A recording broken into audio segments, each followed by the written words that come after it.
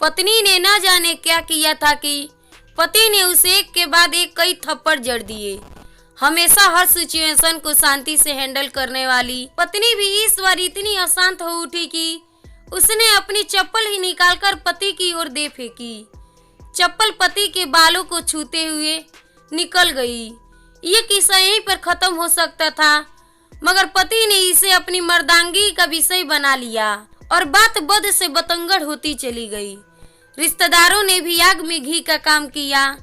किसी ने कहा जो औरत अपने पति को चप्पल से मार सकती है वो ना ही तो वफादार हो सकती है और ना ही पतिव्रता। ऐसी औरत परिवार ही नहीं पूरे समाज पर कलंक की तरह है। बीवी के पक्ष वाले कहाँ पीछे रहने वाले थे। किसी ने कहा 21वीं सदी में जो भी स्त्री के साथ मारपीट करते हैं उन्हें तो जेल भेज देना चाहिए। तो कोई कहता जरूर उसको कोई और पसंद आ गई होगी इसीलिए अब पत्नी से मारपीट करने लगा है। बात कोर्ट तक पहुंच गई। दोनों पक्षों ने एक दूसरे के खिलाफ केस फाइल कर दिया। पति ने चरित्रहीन होने का तो पत्नी ने दहेज और शारीरिक उत्पीड़न का आरोप लगाया। 2 वर्षों से अधिक समय के लिए केस चला था। इन 2 वर्षों के दौरान दोनों पति पत्नी अलग अलग रहे थे। इन 2 वर्षों के दौरान दोनों पक्षों के समर्थकों की संख्या कम होती गई। पहले जहां दोनों पक्षों में समर्थकों का समूह होता था अब गिने चुने लोग रह गए थे। पति और पत्नी दोनों की आर्थिक स्थिति भी इस समय के दौरान नीचे गिर चुकी थी जिन्हें वो अपना शुभचिंतक समझ रहे थे। पैसों की बात आते ही उन्होंने भी अपना पड़ाया झाड़ लिया था। अगर कोई देने को राजी भी हुआ तो मोटे ब्याज की शर्त पर। आखिरकार वही हुआ जो सब चाहते थे, डाइवोर्स। हर कोई खुश था। दोनों पक्षों के रिश्तेदार, उनके माता पिता और दोनों के वकील। लेकिन 5 वर्ष की सुखद शादी और एक सुंदर बेटी होने के बाद मिले इस डाइवोर्स से पत्नी मुक्त थी और पति शांत। शायद एक इस्तीफा की ताकि इस खुशी को मनाने के लिए दोनों पक्ष के लोग एक ही चाय की पटरी पर बैठे आमने सामने। इस्तीफा की इसलिए क्योंकि ज्यादातर लोग एक दूसरे के विरोध पक्ष को सपोर्ट कर रहे थे। वे एक दूसरे को अच्छे से जानते भी नहीं थे। पति पत्नी भी इन सभी से दूर एक दूसरे के सामने मेज पर बैठे। पत्नी ने पति से कहा अब तो खुश होंगे ना, तुम्हारे मन की जो हुई है मुबारक हो। तुम भी तो आज जीत गई हो। मुझसे तलाक तो तुम्हें भी मिल गया है।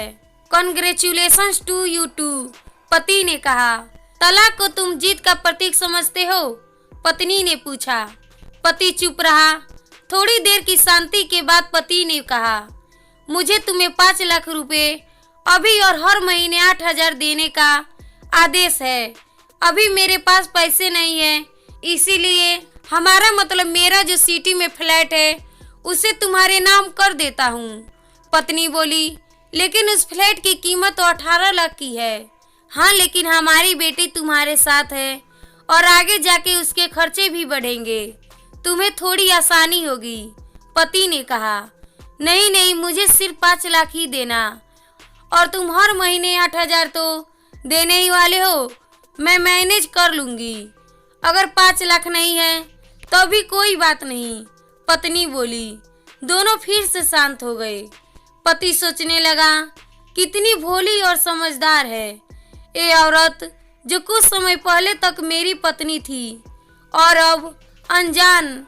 ये वही है जो कम से कम खर्चा में घर चलाती और पैसे बचाकर मेरे जन्मदिन और बर्थडे पर हमेशा मेरे लिए नए कपड़े खरीद लाती। कभी भी बीमार हो जाती तो पैसे बचाने के लिए मुझे मालूम न होने देती और घरेलू नुस्खों से अपना इलाज कर लेती। मगर घर में कोई और बीमार होता तो तुरंत डॉक्टर के पास लेकर जाती। मेरी हिम्मत मारी गई थी। मैं ही अपना झूठी मर्दांगी के चक्कर में इतनी बड़ी गलती कर बैठा। पत्नी के दिमाग में भी उथल पुथल चल रही थी। अभी भी वैसा का वैसा ही है।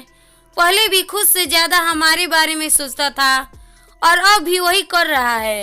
ये वही आदमी है जो मुझे एक्सीडेंट से बचाने के लिए खुद मोटरसाइकिल के आगे कूद पड़ा था और अपनी उंगली तुड़वा बैठा था।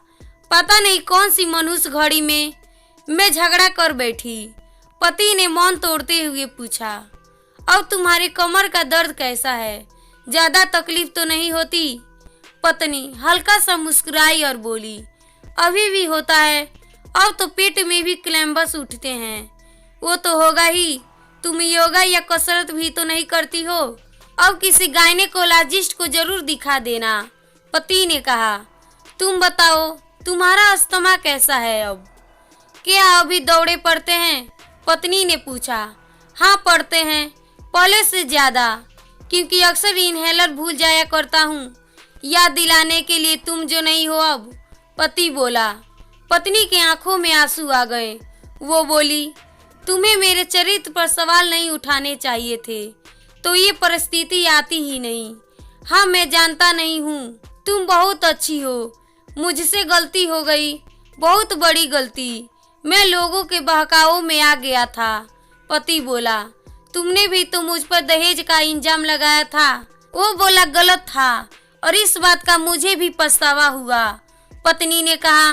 पति कुछ कहना चाह रहा था लेकिन हिचकिचा रहा था। पत्नी ने पूछा, कुछ कहना चाहते हो? वो बोला, क्या सब पहले जैसा नहीं हो सकता है? क्या मतलब? पत्नी बोली, मतलब कि हम फिर से पहले की तरह पति पत्नी बनकर सच्चे दोस्त बनकर नहीं रह सकते। पति बोला, पर ये डाइवोर्स के पेपर दिखाते हुए पत्नी ने कहा, फाड़ देते हैं। पति ने अपने पास रखे डाइवोर्स के पेपर फाड़ते हुए कहा। पत्नी ने भी अपने पास रखे पेपर फाड़ दिए। सभी हैरान थे, वकील, रिश्तेदार और माँ बाप। पति पत्नी दोनों एक दूसरे के हाथ में हाथ पकड़े अपने घर की तरफ चले गए। दोस्तों, ये कहानी उन हर पति पत्नी के लिए बड़ी सीख है जो छोटी छोटी बातों पर लड़ते हैं और इन झगड़ों को बड़ा बना के अलग होने का डिसीजन लेते हैं। प्यार और झगड़ा तो एक सिक्के के दो पहलुओं की तरह है, दोनों को स्वीकार करना होगा, तभी ये पवित्र रिश्ता उसकी मंजिल तक पहुंच पाएगा। दोस्तों, ये मेरी छोटी सी स्टोरी आपको कैसी लगी और इस कहानी पर आपका क्या राय है, कमेंट करके बताएं।